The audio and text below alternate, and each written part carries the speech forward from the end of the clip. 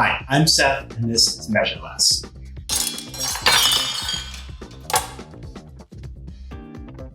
Today we're making a simple and delicious side dish, Mexican rice, also called Spanish rice or Arroz Rojo. This is a fantastic pairing for any of my Latin-inspired dishes like duck with pumpkin seed mole. The ingredient list is simple.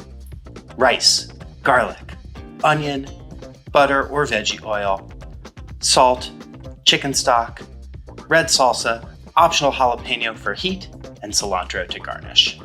I like to use a nice casera style salsa. You want to stay away from a pico de gallo or something like that. That's not going to be super well blended and have like that depth and richness of flavor. Some people like to add a little tomato paste as well. That's a great way to get even more tomatoiness and that like quintessential really orange-red color in the rice.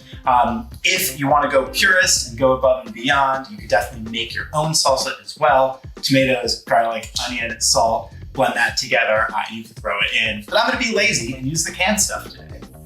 So let's get started. First, we're going to rinse our rice in a fine strainer. While it's drying out a bit, chop up the garlic, onion, and jalapeno. Easy. Now, heat up a nice deep saucepan or saute pan and add the butter, onions, and rice to start toasting these up. Then add the garlic and jalapeno. It tends to burn really quickly, so watch closely. Once the garlic becomes fragrant, add your stock and salsa. So far, we haven't really measured much, but for this one, we actually do need a rough measurement. We're aiming for about 1.5 cups total liquid. So this is the salsa plus the stock for every cup of rice. Use 1 cup of rice, use about a cup of stock plus 1/2 cup of salsa. Got it? Now we simply cover, reduce heat to low, and let the rice simmer for about 15 minutes or until all the liquid has evaporated. Then turn off your heat and let it steam. Now, this is where everyone screws this dish up. Do not uncover the rice while it's steaming. And for God's sake, do not stir. Doing this is going to break it up and make it goopy and gross and unevenly cooked.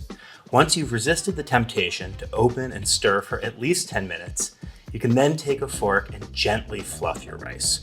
Garnish with some cilantro and you're done. Like this video, follow me on Instagram and YouTube.